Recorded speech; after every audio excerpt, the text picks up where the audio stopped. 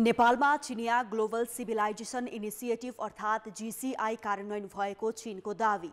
कान्तिपुर समाचारमा आज पोखरामा जारी ड्रागन बोट रेस जीसीआईकै कार्यान्वयन भएको चीनको राजदूतको ट्वीट।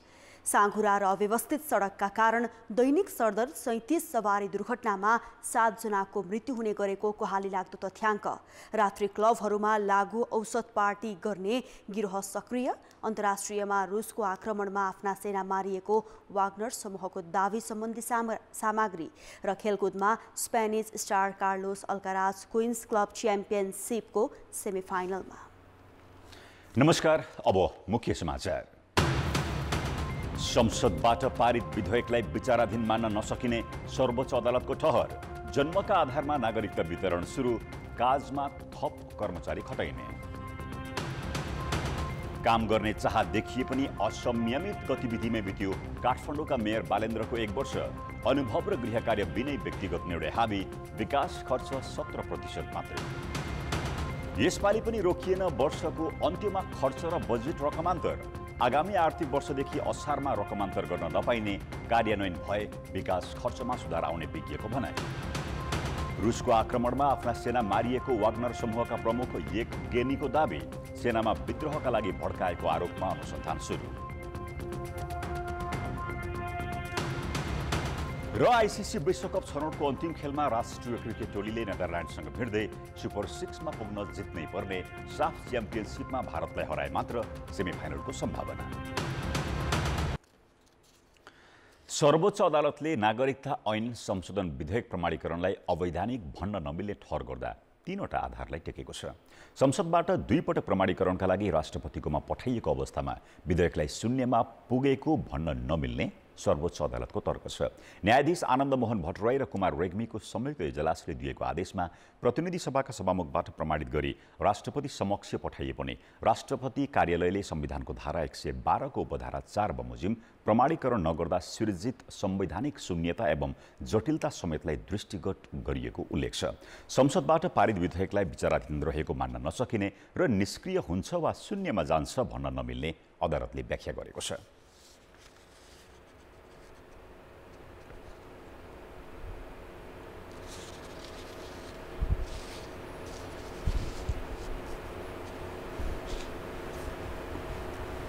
संसदमा विचाराधीन विधेयकको रूपमा रहेर आफै निष्क्रिय रहेको होइन भनेर पनि आदेशले बोलेको छ। संसदबाट पारित गरेर राष्ट्रपति समक्ष पेश भइसकेपछि यो विधेयक अब फेरि संसदको डोमेनमा संसदसितै विचाराधीन रहेको हुनाले एउटा संसदको अन्त्यपछि यो विधेयक स्वतः निष्क्रिय भयो भन्ने हिसाबले पनि बुझ्न हुँदैन भनेर पनि यो आदेशमा बोलिएको हुनाले संसदबाट दुई पटक पारित भएको विधेयक सम्मान्य राष्ट्रपतिज्यू समक्ष रहेको हुनाले यो विधेयक निष्क्रिय भएको पनि स्थिति नदेखिएको भनेर सर्वोच्च अदालतको आज संयुक्त इजलासबाट व्याख्या भएको कुरा चाहिँ देखिन्छ। तत्कालीन राष्ट्रपति विद्यादेवी भण्डारीले प्रमाणीकरण नगरेको विधेयक राष्ट्रपति रामचन्द्र पौडेलले प्रमाणीकरण गर्नलाई अवैधानिक भन्न नमिल्ने सर्वोच्चले ठहर गरेको छ। राष्ट्रपति पौडेलले जेठ 17 गते प्रमाणीकरण गरेको नागरिकता सम्बन्धी ऐन विरुद्ध वरिष्ठ अधिवक्ता सुरेन्द्र भण्डारी र बालकृष्ण नेउपानेले रिट दायर गरेका थिए।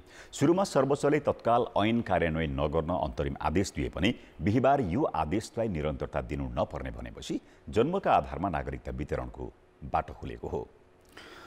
सर्वोच्च अदालतले नागरिकता सम्बन्धी संशोधित ऐन कार्यान्वयनको बाटो खोलिदिएसँगै गृह मन्त्रालयले कानुन अनुसार नागरिकता वितरण गर्न सम्बन्धित निकायहरूलाई भनेको छ। गृहले जिल्ला प्रशासन कार्यालयमा सेवाग्राहीको चाप बढेको भन्दै थप कर्मचारी काजमा खटाउने तयारी गरेको छ। धनुषा, महोत्तरी र झापा जिल्लामा हिजैदेखि नागरिकता वितरण प्रक्रिया सुरु भएको छ। सर्वोच्च अदालतले संशोधित नागरिकता कानुन प्रमाणीकरणलाई प्रारम्भिक रूपमा स्वीकार गरेपछि कानुन कार्यान्वयनको बाटो खुलेको हो। यो सँगै महोत्तरी जिल्ला प्रशासन कार्यालयले शुक्रबार 1 जनालाई जन्मका आधारमा नागरिकता प्रमाणपत्र दिएको छ। अन्य केही जिल्लामा नागरिकताका लागि निवेदन सङ्कलन सुरु भएको छ। 1 जना नागरिकले जन्मसिद्ध नागरिकका सन्तानले नागरिकता प्राप्त गर्नुभएको छ र यो क्रम आइतबारदेखि बढ्ने अपेक्षा लिएको छ। संशोधित नागरिकता ऐन सम्बन्धी काम चाहिँ हामीले आज सम्पूर्ण तयारी गर्ने र आइतबारबाट चाहिँ हामीले चाहिँ पूर्ण क्षमतामा त्यो सेवा प्रवाह चाहिँ सुरु गर्ने हामीले सोच बनाएका छौँ। अब अहिले त आदि खुसी मिलेको छ, जब त्यो कार्ड स्थानीय तहको सिफारिससहित नागरिकता लिन जिल्ला प्रशासन कार्यालय पुगेका केही सेवाग्राहीले गृहको परिपत्र नआएको भन्दै नागरिकता पाउन सकेनन्।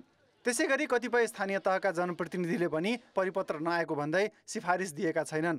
तर गृह मन्त्रालयले सर्वोच्च अदालतले यसअघि दिएको अल्पकालीन आदेशलाई निरन्तरता नदिएकाले नागरिकता वितरण गर्दा हुने भनेको छ। केही समय रोकिएको कुरा पनि र अहिले चाहिँ खुला भएको विषयवस्तु पनि थाहा छ। उहाँले आवश्यक तयारी गरिराख्नु भएको छ। हामीले आवश्यक पर्दाखेरि चाहिँ त्यसको सहजीकरण गर्छौँ, होइन भने अब आफू कानुन कार्यान्वयन गर्ने निकायले चाहिँ त्यसको बुझेर कार्यान्वयन गर्नुपर्ने हुन्छ। राष्ट्रपति रामचन्द्र पौडेलले नागरिकता सम्बन्धी विधेयक प्रमाणीकरण गरे लगत्तै गृहले परिपत्र नगरेको भन्दै झापा र सोलुखुम्बुमा बाहेक अन्य जिल्लामा नागरिकता वितरण भएको थिएन। तर अहिले सर्वोच्चले नै नागरिकता वितरणका लागि बाटो खोलिदिएको छ। रोक्ने बेलामा एकदम रेसको घोडा जस्तो स्वाट रोक्ने, अनि अहिले चाहिँ त्यसलाई निरन्तरता नदिनेपछि कानुनलाई कुर्ने, यो पनि के हो भन्दाखेरि एउटा आफ्नो जिम्मेवारीबाट पूर्वाग्रहबाट मुक्त चाहिँ सिडिओहरू हुनुपर्छ। संशोधित कानुन अनुसार नागरिकता लिन जिल्ला प्रशासन कार्यालय र इलाका प्रशासन कार्यालयहरूमा सेवाग्राहीको चाप बढ्ने भन्दै सिडिओहरूले गृहको ध्यानाकर्षण गराएका छन्। उनीहरूले भएका कर्मचारीबाट नै नियमित काम गराउन समस्या भइरहेकाले कर्मचारी व्यवस्थापन गरिदिन आग्रह गरेका हुन्।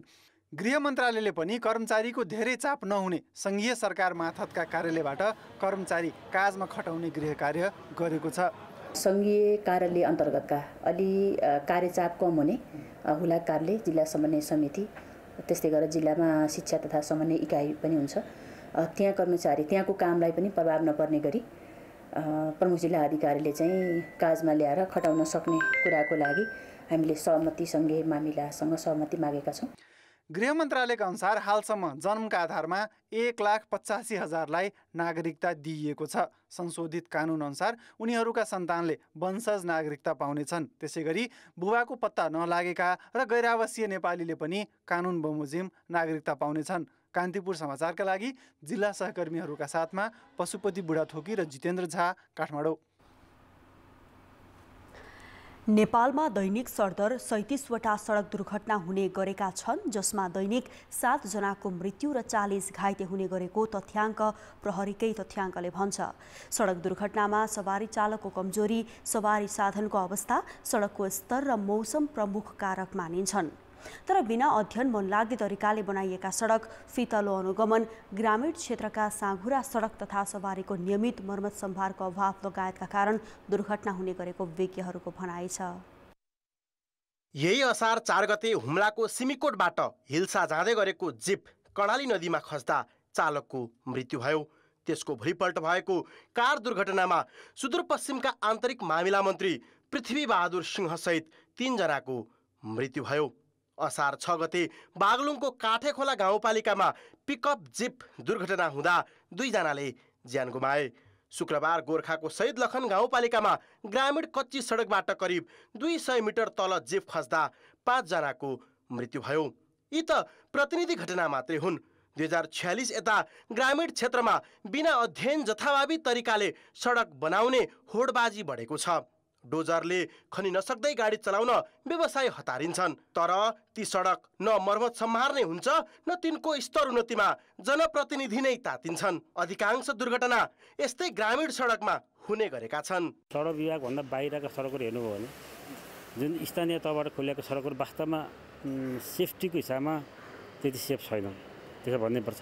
सडक दुर्घटनाको ग्राफ वर्षेनी बढ्दो छ। प्रहरीको तथ्याङ्क अनुसार 2078-79 मा 24,537 सडक दुर्घटना भएकोमा 2,724ले ज्यान गुमाए।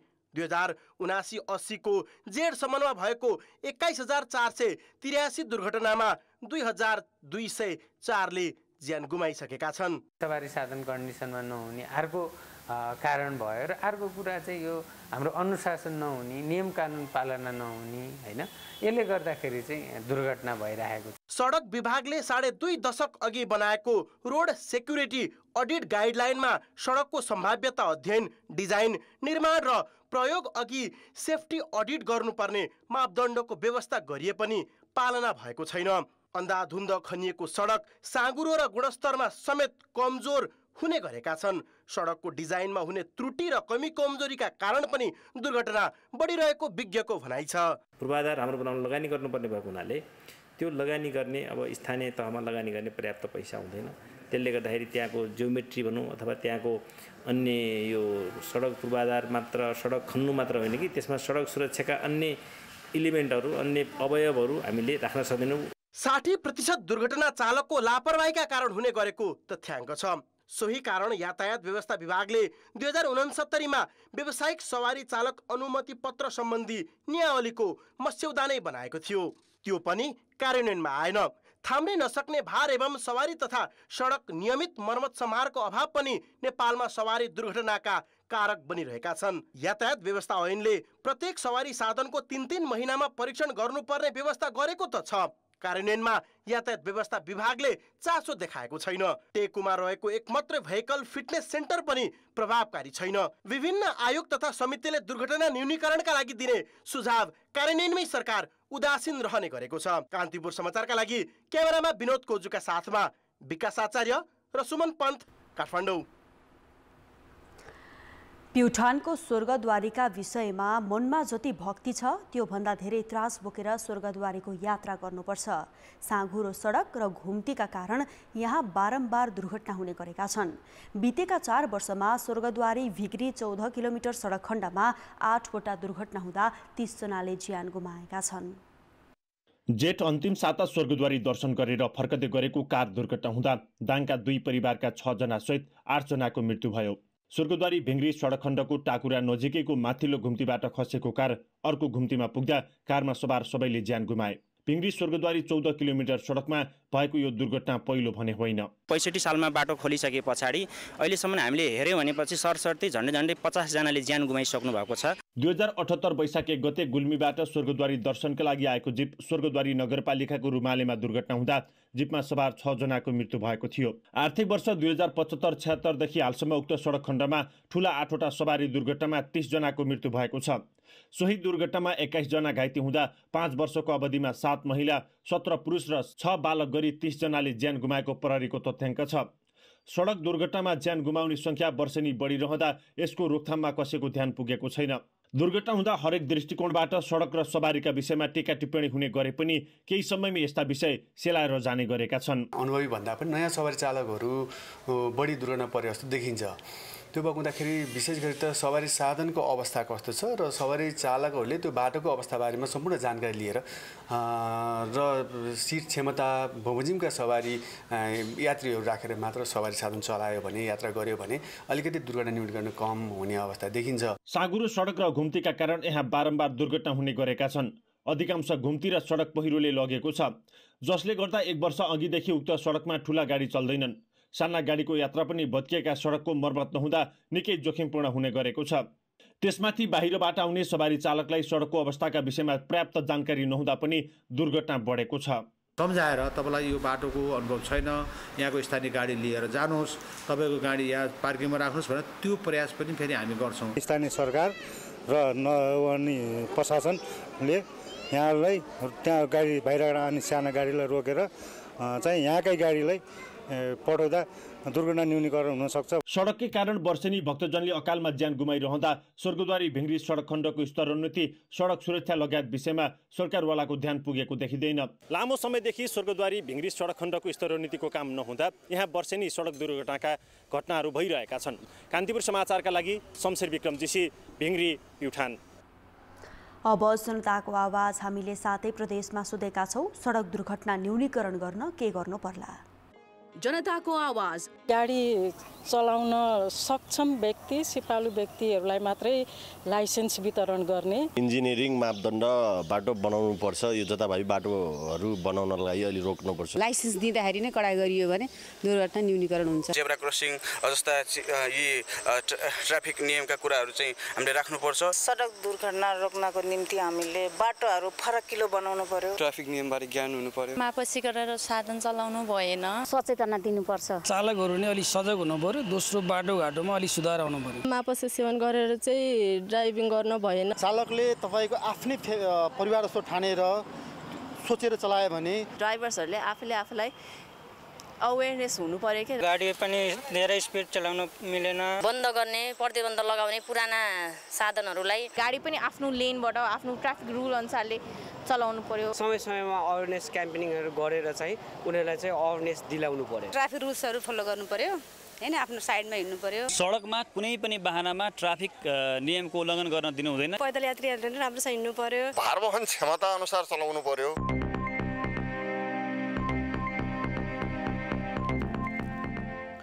प्रधानमन्त्री पुष्पकमल दाहालले विकासको मोडालिटीका विषयमा गम्भीर समीक्षा गर्नुपर्ने बताएका छन्। प्रतिनिधि सभामा सांसदसँग प्रश्नोत्तरका क्रममा प्रधानमन्त्री दाहालले भौतिक संरचनाको भौगर्भिक अध्ययन गरेर विकासको मोडालिटी तयार पार्नुपर्ने बताएका हुन्। बस्तीबारे रणनीतिक रूपमा नसोच्ने हो भने प्राकृतिक विपत्तिको पुनरावृत्ति भइरहने जोखिम रहेको उनको भनाइ छ। प्रधानमन्त्री दाहालले कर्णाली र मध्य प्रदेशलाई विशेष प्राथमिकतामा राखेर बजेट विनियोजन गरेको पनि स्पष्ट पारेका छन्।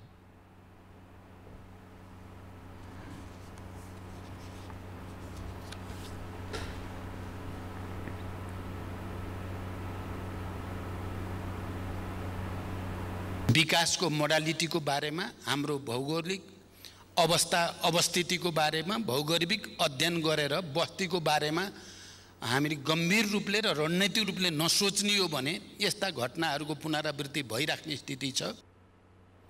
सांसदहरूको प्रश्नको जवाफ दिँदै प्रधानमन्त्री दाहालले स्रोत साधनको न्यायपूर्ण विनियोजन गरिएको पनि उल्लेख गरेका छन्।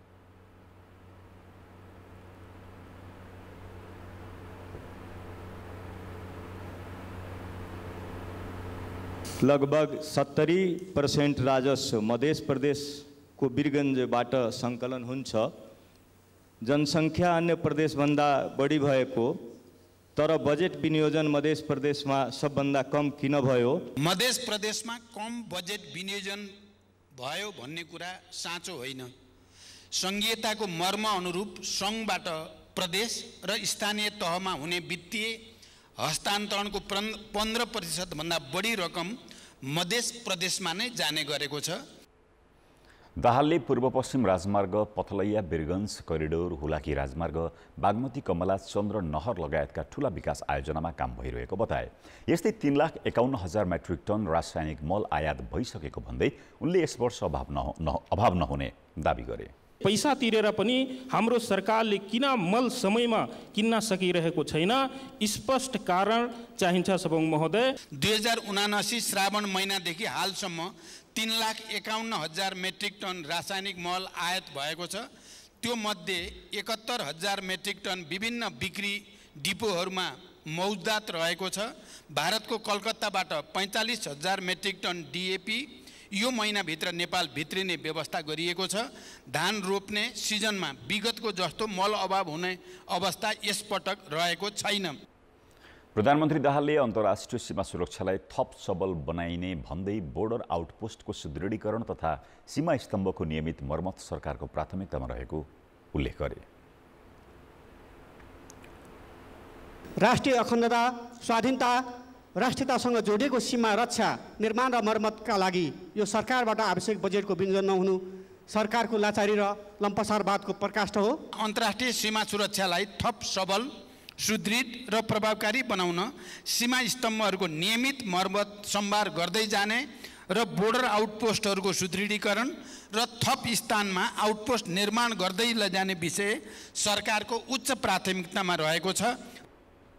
बैठकमा एमाले सांसद महेश बर्तौलाले उपराष्ट्रपति कार्यालयको खर्च शीर्षक पुस्तिकामा उपलब्ध नगराएसम्म संसद चल्न नसक्ने बताएपछि सभामुख देवराज घिमिरेले 15 मिनटका लागि बैठक स्थगित गरेका थिए।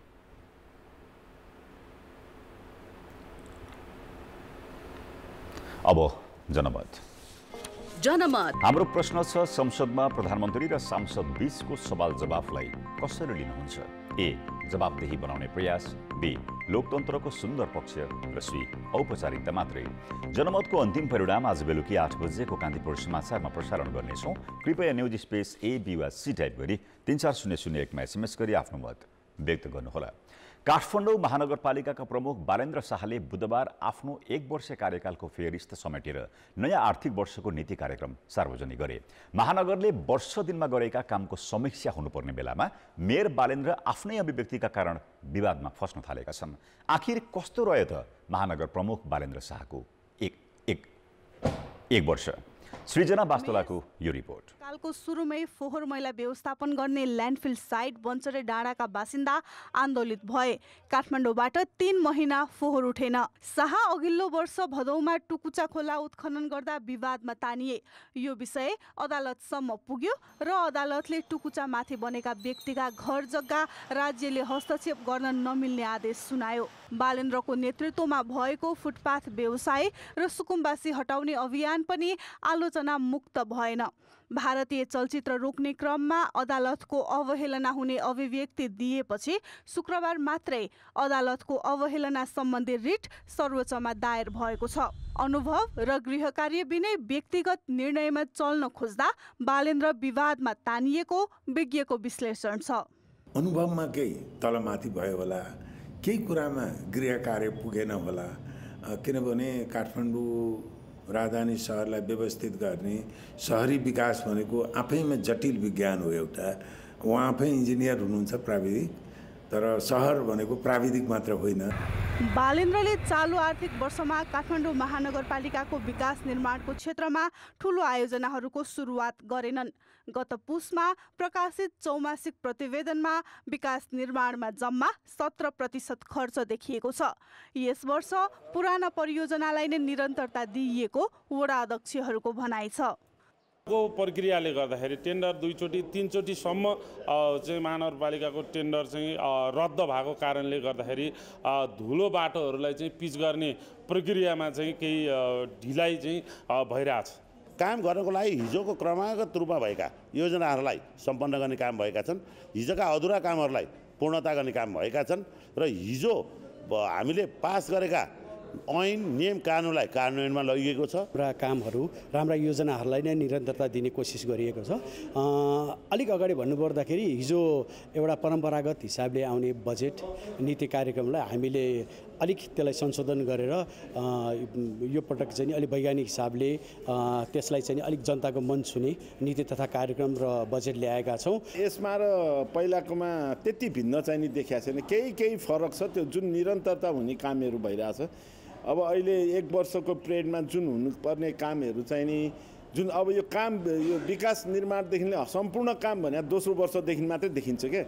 महानगर प्रमुख बालेन्द्रले आफ्नो 1 वर्ष कार्यकालमा 30 ट्रक तार व्यवस्थापन गरेको, 95,338 वर्गफिट भूमिगत पार्किङ खाली गराएको, 18,983 होर्डिङ बोर्ड हटाएको, 465 संस्थागत विद्यालयका 12,970 विद्यार्थीलाई छात्रवृत्ति उपलब्ध गराएको र 533 जनालाई निशुल्क उपचार गराएको दावी गरेका छन्। त्यस्तै 123 रोपनी जग्गा संरक्षण गरेको र 25 वटा पार्क निर्माण गरिएको शाहले आफ्नो नीति कार्यक्रममा समीक्षा गरेका छन्। कान्तिपुर समाचारका लागि क्यामेरामा रूपक कोइरालाका साथ सृजना वास्तोला, काठमाडौँ। चिनिया राष्ट्रपति सी जिनपिङले गत चैतमा मात्रै प्रस्तावका रूपमा अघि सारेको ग्लोबल सिभिलाइजेसन इनिसिएटिभ GCI अवधारणा नेपालमा कार्यान्वयन भएको चीनले दावी गरेको छ। चीनले सहकार्यका लागि आग्रह गरेपछि नेपालमा छलफलकै क्रममा रहेका बेला GCI कार्यान्वयन भएको चिनिया भनाइ आएको हो। पोखरामा आयोजित 2 दिने ड्रागन बोट रेस फेस्टिभलको पहिलो दिन बिहिबार नेपालका लागि चिनिया राजदूत छन सोङले ट्विट गर्दै विगिनी सहर पोखरा र लिन्झीको कला समूहले सिजाङ संस्कृतिको दृश्य प्रस्तुत गरेको उल्लेख गर्दै ड्रागन बोट रेस GCI कार्यान्वयनको कदम भएको बताएका छन्। तर चीनका लागि नेपालका राजदूत विष्णुपुकार श्रेष्ठले GCI अहिले अध्ययनकै क्रममा रहेको बताएका छन्। चिनिया अधिकारीले यही जेठ 29 गते चीनको औपचारिक भ्रमणमा रहेका राष्ट्रिय सभाका अध्यक्ष गणेश तिमेलसिन्हासँग GCIमा सहभागी हुन आग्रह गरेका थिए। यसैबीच पोखराको फेवाताल किनारमा हिजोदेखि जारी 2 दिने Nepal China friendship dragon race फेस्टिभलमा आज अन्तिम प्रतिस्पर्धा हुँदैछ। छोटो समयमा रेस पूरा गरेका आधारमा छनौट भएका 4 टिमले अन्तिम प्रतिस्पर्धा गर्नेछन्। नेपालका रात्रि क्लबहरूमा लागु औषध पार्टी गर्ने अन्तर्राष्ट्रिय गिरोह सक्रिय रहेको भेटिएको छ। लागु औषध नियन्त्रण ब्युरोले नेपालमा बिरलै प्रयोग देखिएको एलएसडी लागु औषधको कारोबारमा चेक रिपब्लिक र इटालीका नागरिक संलग्न रहेको खुलासा गरेको हो। कागजातको पत्ता जस्तो देखिने एलएसडी नेपालमा यसअघि प्रयोगमा आएको देखिएको थिएन। 9 वर्ष अघि सानो परिणाम बरामद भएको यो लागु औषध यसपटक 10,000 पिस बरामद भएको छ। पोखरा र काठमाडौँका ठमेल लगायत रात्रि क्लबमा यसको पार्टी नै चल्ने गरेको आशंका प्रहरीले गरेको छ। मुखिया गुरुङ र बच्चन गौतमले इटालियन र चेक रिपब्लिकका नागरिकको सहयोगमा रात्रि बजारमा लागु औषध बिक्री गरेका छन्। नेपालमा एलएसडी भेटिनु डरलाग्दो भएको प्रहरी बताउँछन्। कन्सिल गर्न पनि सजिलो हुन्छ, स्टिकरको रूपमा हुन्छ। स्टिकरको रूपमा हुँदा यसलाई कन्सिल गर्न सजिलो हुन्छ र युज गर्दा चाहिँ मुखमा जिब्रोमा राखेर सानो टुक्रा जिब्रोमा राखेर त्यसको चाहिँ रसायनहरू चाहिँ लिने हो र प्रायःजसो ट्रान्स पार्टीहरूतिर यसको प्रयोग हुन्छ भन्ने कुरो सुनिएको छ। त्यसको हामी चाहिँ इन्भेस्टिगेसन गर्दैछौँ, कता कता हुन्छ के हुन्छ त्यो चाहिँ हामी बुझ्दैछौँ। नेपालमा औषधिजन्य पदार्थका रूपमा प्रयोग हुने यो लागु औषध कागजको सानो पत्ता जस्तो देखिने भएकाले यसलाई एक्सरेबाट पनि पत्ता लगाउन सकिँदैन। यो एक टुक्राको 2000 सम्म पर्छ। मान्छेको मानसिक अवस्था बिगार्ने र आत्महत्या गर्ने अवस्थासम्म पुर्याउन सक्ने यस किसिमको लागु औषध एलएसडी रात्रि क्लबमा पार्टीका रूपमा प्रयोग हुनु घातक हुने विज्ञहरू बताउँछन्। अब स्टिमुलेन्ट्स अथवा मेथाम्फेटामिन अथवा एम्फेटामिन टाइप स्टिमुलेन्ट गराउने भयो। यो चाहिँ हेलुसिनोजेनिक अब सबै किसिमको मिक्स इफेक्ट लिनलाई पनि हुनसक्छ। किनभने एउटा हेरोइन मात्र गऱ्यो भने डिप्रेसन मात्र शिथिल मात्र गराइने भयो भने अब हरेक किसिमले मिक्स इफेक्ट कसरी ल्याउने त भन्दाखेरि कम्बाइन्ड ड्रग्सहरू प्रयोग गर्न सक्ने भयो। अब हेलुसिनोजेनिक एउटा गाँजा चरेस हुन सक्ने, तर त्यो किसिमको पोटेन्सी नदिन सक्छ। तर एकदम हायर लेभल अफ पोटेन्सी दिन त के गर्ने भन्दा एलएसडीतिर शिफ्ट भयो भने चाहिँ अब हामीले स्टिमुलेन्ट पनि भयो, डिप्रेसन पनि भयो र हेलुसिनोजेनिक पनि भयो। एकदम हाइली सेन्सिटिभ छ यो। मोस्ट पोटेन्सीको हिसाबले मैले अघि पनि भने यसको इन्ट्राभेनस जस्तो ब्लडमा जाने बित्तिकै सुरुमा असर पनि देखेन र लङ लास्टिङ पनि हुने भयो। यो हिसाबले पोटेन्सी हार्ड ड्रग्सको अन्तर्गतै पर्छ। यसअघि कोकेन र हिरोइनका सेवनकर्ता पनि नेपालमा बढेको प्रहरी अनुसन्धानले नै देखाएको छ। महँगा लागु औषधको ट्रान्जिट मात्रै बन्दै आएकोमा अहिले रात्रि क्लबहरूमा प्रयोगकर्ता बढ्नु चुनौतीपूर्ण मानिएको छ। नेपालको जनसाङ्ख्यिक तथा स्वास्थ्य सर्वेक्षण 2022 को नतिजाले नेपालीको स्वास्थ्यमा सुधार भएको देखाएको छ। स्वास्थ्य मन्त्रालयको 6औं जनसाङ्ख्यिक तथा स्वास्थ्य सर्वेक्षणमा मातृ तथा नवजात शिशु स्वास्थ्य हेरचाह, पोषण, प्रजनन तथा बाल स्वास्थ्यमा प्रगति भएको देखिएको हो। केही प्रगति भए पनि दिगो विकासको लक्ष्य नजिक पुग्न गम्भीर भएर लाग्नुपर्ने स्वास्थ्य मन्त्री मोहन बहादुर बस्नेत बताउँछन्। अतिरिक्त लाभ के लिन नखोजौँ, लाभ जनताका लागि मुलुकका लागि दिउँ, यही भावना बोकेर कसिएर हामीले काम गऱ्यौँ भने हामीले जे लक्ष्य यो तथ्याङ्कमा हामीले पुरा गर्न सकेका छैनौँ त्यो लक्ष्यको नजिक म सबै पुरा गर्न सक्छौँ भन्दिनँ। यसका लागि धेरै चुनौतीहरू पार गर्न, धेरै व्यवस्थाहरू गर्न बाँकी छ, तर यसको धेरै नजिक हामी पुग्न सक्छौँ। तर किशोर अवस्थाको प्रजनन दर भने उच्च देखिएको छ। प्रतिवेदनमा 15 देखि 19 वर्ष उमेर समूहका 14% किशोरी गर्भवती हुने गरेको देखिएको छ। यो समूहका 10%ले बच्चा जन्माउने गरेको र 2% को गर्भपतन हुने गरेको प्रतिवेदनमा उल्लेख छ। सर्वेक्षणमा 5 वर्ष मुनिका बाल मृत्यु दर उल्लेख्य घटेको देखिएको छ। सन् 1966 मा 1000 जीवित जन्ममा 118 जनाको मृत्यु हुने गरेकोमा अहिले 33 जनामा झरेको छ। त्यस्तै मातृ स्वास्थ्य सेवा लिनेको संख्या पनि बढेको छ। अघिल्लो प्रतिवेदनले 25% महिलाले मात्रै दक्ष स्वास्थ्य कर्मीबाट सेवा प्राप्त गर्ने गरेको देखाएको थियो। अहिले यो संख्या 94% पुगेको छ। वर्षको अन्त्यमा आएर खर्च गर्ने र बजेट रकमान्तर हुने क्रम यस वर्ष पनि रोकिएन। यसले विकासका काम नै प्रभावित हुन थालेपछि सरकारले आगामी आर्थिक वर्षदेखि असार महिनामा बजेट रकमान्तर नगर्ने भएको छ। बजेट खर्च प्रणालीमा सुधार ल्याउन गरिएको नयाँ व्यवस्था कार्यान्वयन भए विकास खर्चमा आंशिक सुधार हुने विज्ञ बताउँछन्। महालेखा नियन्त्रक कार्यालयका अनुसार अहिलेसम्म 1 खर्ब 58 अर्ब रुपियाँ मात्रै विकास बजेट खर्च भएको छ। यस्तो खर्च 1 महिना अघिसम्म 1 खर्ब 30 अर्ब थियो। त्यसै गरी गत वर्षको असारमा 82 अर्ब 80 करोड 67 लाख रुपियाँ रकमान्तर भएको थियो। असार लागेपछि हतारमा विकास खर्च हुँदा पूर्वाधारको गुणस्तरमा त प्रश्न उठ्छ नै, सरकारको लगानी समेत दुरुपयोग हुने गरेको छ। आम रूपमा प्रणालीगत सुधारलाई चाहिँ त्यसले पुरै सम्बोधन चाहिँ गर्दैन, तर बजेटमा जुन गरिएको प्रोभिजन र व्यवस्था छ र अहिले जुन चाहिँ कार्यान्वयनको निम्ति गरिएको सुधारका चाहिँ जुन प्रस्तावहरू छन् तिनलाई ठोस रूपमा कार्यान्वयन गर्यो भने पुँजीगत खर्च समयमै खर्च गर्नको निम्ति त्यसले चाहिँ नि योगदान गर्छ र त्यसमा सुधार हुन्छ। बजेट कार्यान्वयनको कार्ययोजना असारभित्रै बनाउनु पर्ने व्यवस्था सरकारले गरेको छ। यसका लागि अर्थ मन्त्रालयले सरकारवालाहरूसँग छलफल गरिसकेको छ। त्यसैगरी आगामी आर्थिक वर्षको बजेटमा कार्तिकभित्रै ठेक्का व्यवस्थापन नगरे त्यस्ता आयोजनाको रकम रोक्का हुनेछ। तर बजेट विनियोजनमा अझै समस्या देखेकाले खर्च हुनेमा विज्ञको आशंका कायमै छ। पुँजीगत खर्चमा चाहिँ बढाउँछौँ भनिएको छ। पुँजीगत खर्च चाहिँ बढाउनलाई पनि के देखियो भन्दा अहिले चाहिँ कस्ता चाहिँ प्रोजेक्टहरू राखियो भन्दा जसको डिपिआर पनि भयो, तयार भइसकेका छैनन्। जसका चाहिँ के हो भन्दा अब चाहिँ सबै चाहिँ प्रोजेक्ट इम्प्लिमेन्ट्समा जाने चाहिँ नेटवर्कहरू, त्यसका चाहिँ कार्यविधिहरू तयार नभएका कुनै चाहिँ क्षेत्र विशेषमा चाहिँ बजेटहरू चाहिँ विनियोजन गरिएपछि कसरी कार्यान्वयन हुन्छ? सरकारले सार्वजनिक खर्च पुनरावलोकन आयोगको सुझाव अनुसार चालु खर्च कम गर्न सस्ता गाब्ने मात्र होइन, विकास खर्च बढाउन केही नयाँ व्यवस्था गरेको छ। तर नीतिगत व्यवस्था गरेर मात्र नहुने भएकाले कार्यान्वयनमा लैजान पनि उत्तिकै जरुरी छ। कान्तिपुर समाचारका लागि क्यामेरामा शम्भु पोखरेल र हेम प्रसाईका साथमा सुधिल पोखरेल, काठमाडौँ।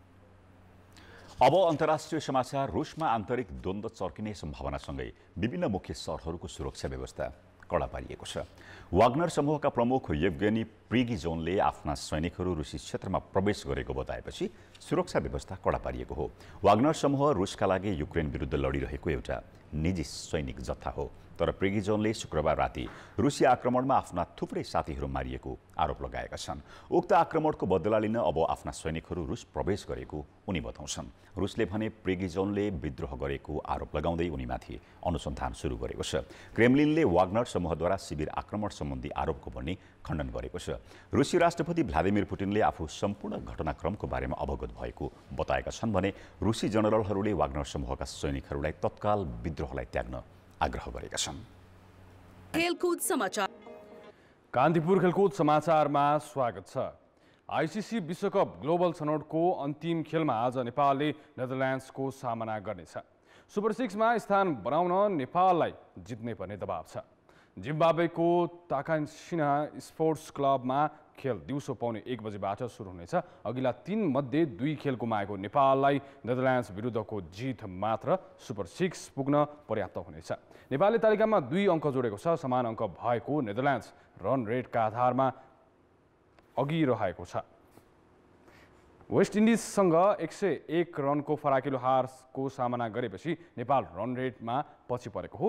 नेपालले अमेरिकालाई जित्दा पहिलो खेलमा जिम्बाब्वेसँग पराजय बिहोरेको थियो। नेदरल्यान्ड्सले जिम्बाब्वेसँग पराजित हुँदा अमेरिकालाई नै पराजित गरेको थियो। लगातार 3 खेलमा पराजित हुँदै अमेरिका बाहिरिसकेको छ।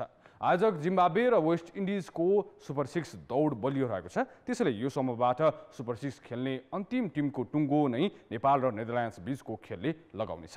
यसअघि नेपाल र नेदरल्यान्ड्सले एक दिवसीय अन्तर्राष्ट्रिय 2018 अगस्तमा 2 पटक खेलेका छन्। 2 खेलको उक्त सिरिज 1-1 को बराबरी भएको थियो। नेपालले एक दिवसीय मान्यता प्राप्त गरेपछि पहिलो सिरिज नै नेदरल्यान्ड्ससँग खेलेको थियो। विश्वकप छनौटमा भने नेपाल र नेदरल्यान्ड्सको पहिलो भेट हुनेछ। यही समूहमा वेस्ट इन्डिज र जिम्बाब्वे बीच सोही समयमा खेल हुनेछ। यो खेल जित्ने टिम सुपर 6 मा प्रवेश गर्नेछ। अब साफ च्याम्पियनसिप सम्बन्धी प्रसङ्ग।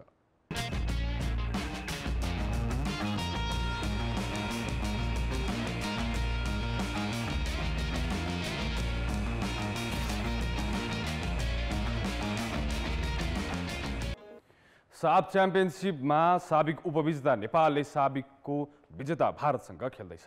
भारतलाई जिते नेपालको सेमिफाइनल सम्भावना जीवितै रहनेछ।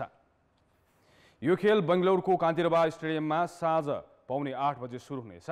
नेपालले पहिलो खेलमा कुवेतसँग 3-1 गोलको पराजय बिहोरेको थियो।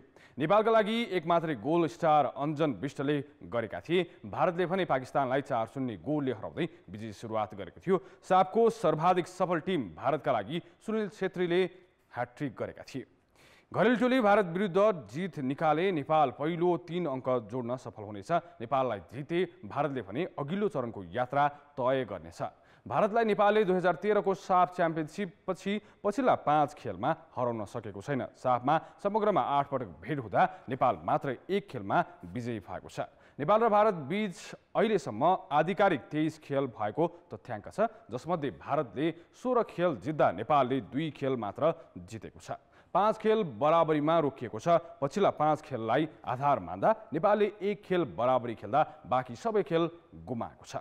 पछिल्ला 5 खेलमा नेपालले भारतसँग 8 गोल खाँदा 1 गोल मात्र फर्काएको छ। यस्तै सोही समूहमा कुवेत र पाकिस्तान बीच प्रतिस्पर्धा हुनेछ। उपाधिको दावेदार कुवेत कमजोर पाकिस्तानमाथि सहज जितको खोजीमा हुनेछ। कुवेतले जिते अघिल्लो चरणको यात्रा तय गर्नेछ। यो खेल दिउँसो 4:15 बजे कान्तिरवा स्टेडियममा हुनेछ। दक्षिण एसियाली फुटबलमा नेपाल र भारत चिर प्रतिद्वन्दी मानिन्छन्। महत्त्वपूर्ण प्रतियोगितामा नेपाल सधैँ जसो नै भारतसँगै पराजित हुने गरेको छ। जारी साफ च्याम्पियनसिपमा आयोजक भारतसँगै समूह ए मा रहेको नेपालका लागि आजको खेल गर या मरको स्थितिमा रहेको छ। नेपाल पहिलो खेलमा कुवेतसँग 3-1 गोलले पराजित भएको थियो। भारतले पाकिस्तानलाई 4-0 गोलले हरायो। शनिबार भारत विरुद्ध जित हासिल गरे मात्र नेपालको सेमिफाइनल यात्रा सम्भव हुनेछ। नेपालले आजको खेलमा कस्तो नतिजा निकाल्छ प्रतीक्षाको विषय बनेको छ। साफ च्याम्पियनसिपमा 14 पटक भारतसँग खेलेको नेपाल 1 पटक मात्र विजयी भएको छ भने 11 खेल हारेको छ। 2 खेल मुस्किलले बराबरीमा सकिएका छन्। सन् 1985 डिसेम्बर 20 मा साफ गेम्समा पहिलो पटक भारतसँग खेलेको नेपालले गोल रहित बराबरीको नतिजा निकालेको थियो। त्यसपछि लगातार 4 खेल भारतसँग पराजित भयो भने 5औं खेलमा पुनः बराबरीको नतिजा निकाल्न सफल भयो। भारत विरुद्ध पहिलो जित निकाल्न भने नेपाललाई 28 वर्ष पर्खिनु पर्यो। सन् 2013 मा घरेलु मैदान दशरथ रङ्गशालामा समूह चरणमा नेपालले भारतलाई 2-1 ले हराएको थियो। उक्त खेलमा अनिल गुरुङ र जुमानु राईले गोल गरेका थिए। त्यसपछि साफमा नेपाल र भारत बीच भएका 3 खेल नेपालले गुमाएको छ। अघिल्लो संस्करणको साफमा कमजोर सुरुवात गरेको भारतलाई समूह चरणमा बराबरीमा रोके भारत बाहिरिने समीकरण थियो। तर नेपाललाई 1-0 ले हराएपछि भारतको फाइनल यात्रा सहज भयो। राउन्ड रोबिन लिगका आधारमा सञ्चालित प्रतियोगितामा समूहको दोस्रो स्थानमा रहँदै फाइनल पुगेको नेपाल भारतसँगै 3-0 ले पराजित भएपछि पहिलो पटक उपाधि जित्नबाट वञ्चित हुनु पर्यो। साफ मात्र होइन, दक्षिण एसियाली खेलकुद, अन्तर्राष्ट्रिय मैत्रीपूर्ण, विश्वकप छनौट, एसिया कप छनौट लगायतका हरेक प्रतियोगितामा भारतसँग नेपालले सशक्त प्रदर्शन गरे पनि नतिजा निकाल्न सकेको छैन। नेपालले अहिलेसम्म भारतसँग खेलेका 24 खेलमा 12 गोल मात्र गरेको छ। भारत विरुद्ध नेपालका लागि पहिलो गोल गर्ने खेलाडी मणि शाह हुन्। उनी बाहेक उमेश प्रधान, वसन्त थापा, प्रदीप महर्जन, अनिल गुरुङ, जुमानु राई, विमल घरती मगर, अञ्जन विष्ट र तेज तामाङले मात्र भारत विरुद्ध गोल गर्न सकेका छन्। भारत विरुद्ध नेपाली महिला टिमको प्रदर्शन पनि सन्तोषजनक छैन। सन् 2010 देखि सुरु भएको साफ महिला फुटबलमा नेपाली टिमले भारतलाई 1 पटक मात्र पराजित गरेको छ। पछिल्ला वर्षमा भारतले फुटबलमा लगानी बढाएको छ। यस्तै घरेलु प्रतियोगिता समेत नियमित गरेको छ भने राष्ट्रिय टिमका लागि समेत प्रशस्त एक्सपोजर दिएको छ। युवा फुटबलमा पनि भारतको लगानी प्रशस्त छ। नेपाली फुटबल भने ठिक उल्टो गतिमा छ। नेपालमा युवा फुटबल विकास र राष्ट्रिय टिमका प्रतियोगिता प्राथमिकता भन्दा बाहिर देखिन थालेका छन्। त्यसैले भारत लगातार फुटबलमा हाबी भइरहँदा नेपाल भने कमजोर बन्दै गएको छ। शनिबार नेपालले समूह चरणको दोस्रो खेलमा भारतको सामना गर्दैछ। कमजोर तयारीका साथ गएको नेपालले 2 अन्तर्राष्ट्रिय प्रतियोगिता सहित 6 महिना तयारी गरेको घरेलु टिमसँग कस्तो नतिजा ल्याउला त? कान्तिपुर खेलकुद समाचारहरूलाई यति नै। कान्तिपुर समाचार अहिलेलाई सकियो। कान्तिपुर टेलिभिजन हेर्दै गर्नुहोला। नमस्ते।